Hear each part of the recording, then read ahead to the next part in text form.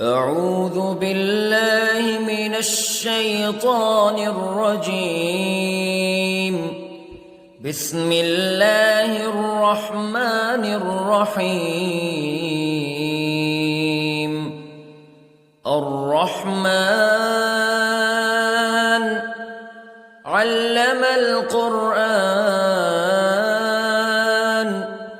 خلق الإنسان علمه البيان.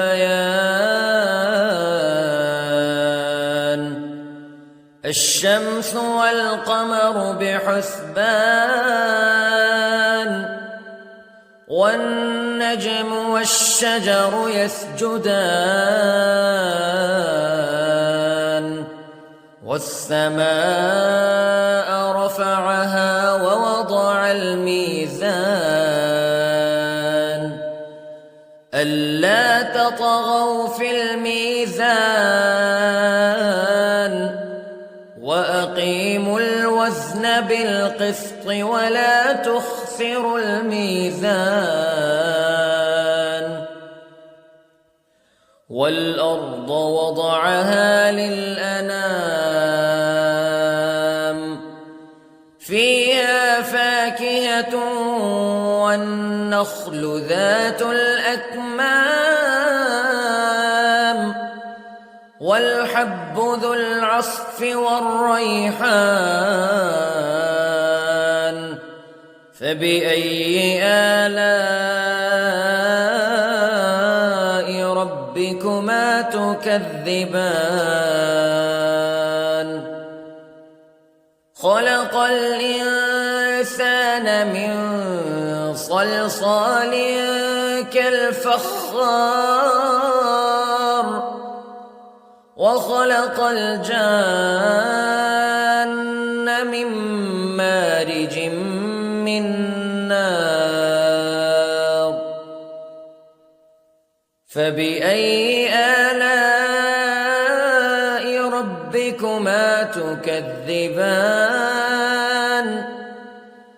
رب المشرقين ورب المغربين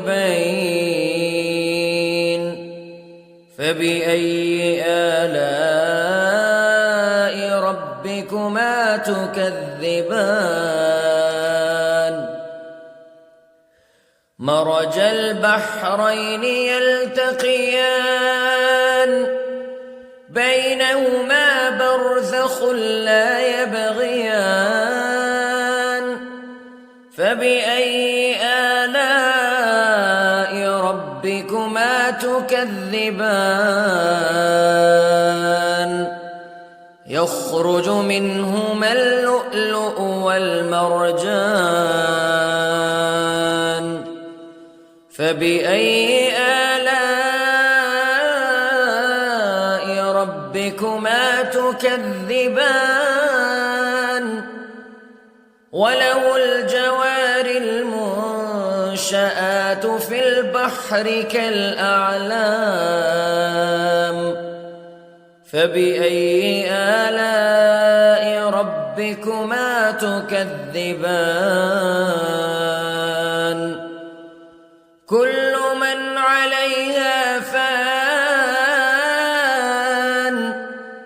ويبقى وجه ربك ذو الجلال والإكرام فبأي آلاء ربكما تكذبان.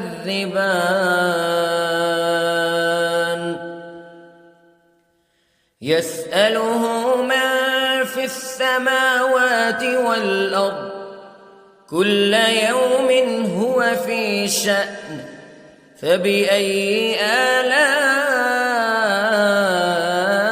ربكما تكذبان. سنفرغ لكم أيها الثقلان فبأي آلاء ربكما تكذبان.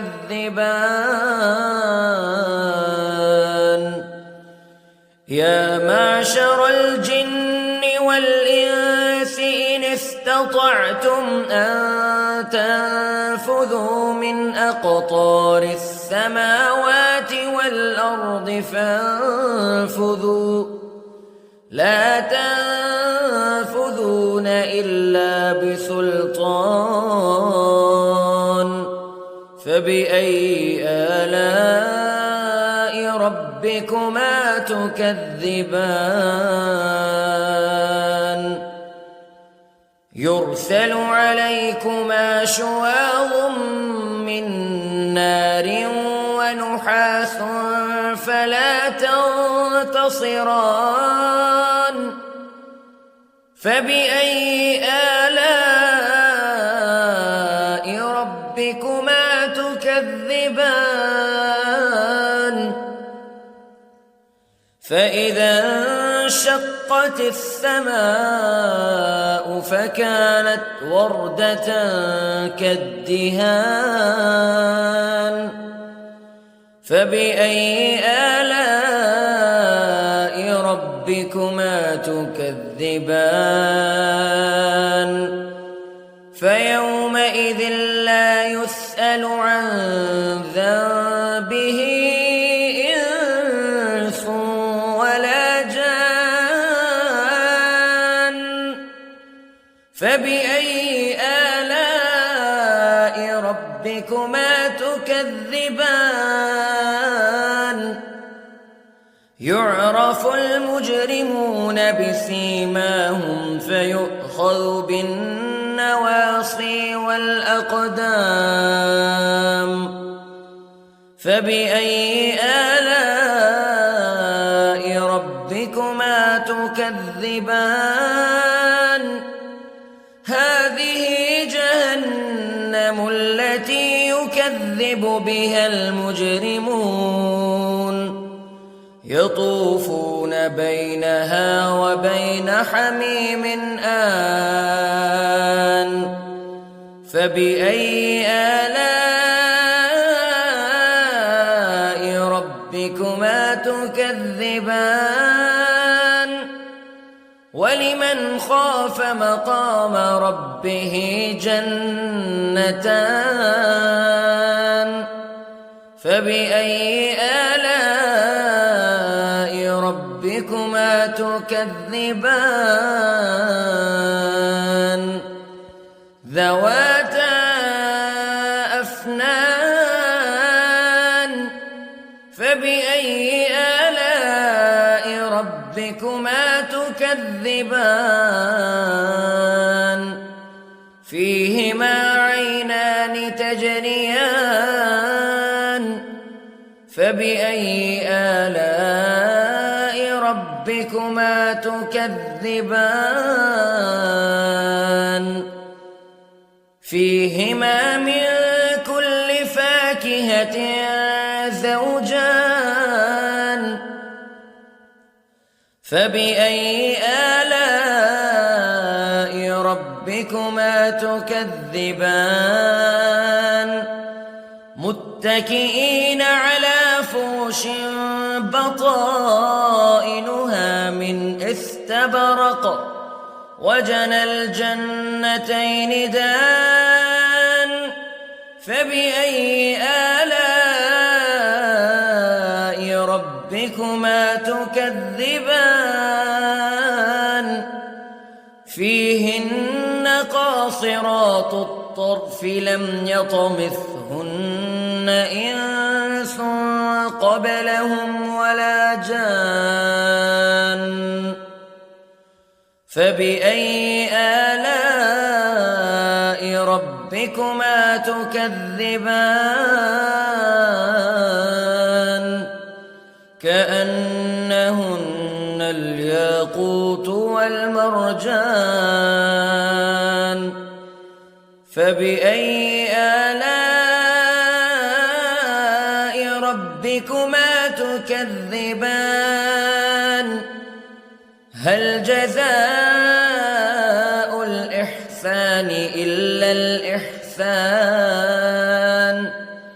فبأي آلاء ربكما تكذبان ومن دونهما جنتان فبأي آلاء ربكما تكذبان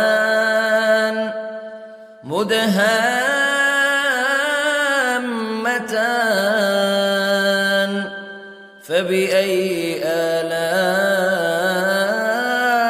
ربكما تكذبان فيهما عينان نضاختان فبأي آلاء ربكما تكذبان فيهما فاكهة ونخل ورمان فبأي آلاء ربكما تكذبان فيهن خيرات حسان فبأي آلاء ربكما تكذبان حور مقصورات في الخيام فبأي آلاء ربكما تكذبان لم يطمثهن إنس قبلهم ولا جان فبأي آلاء ربكما تكذبان متكئين على رفرف خضر وعبقري حسان فبأي آلاء ربكما تكذبان تبارك اسم ربك ذي الجلال والإكرام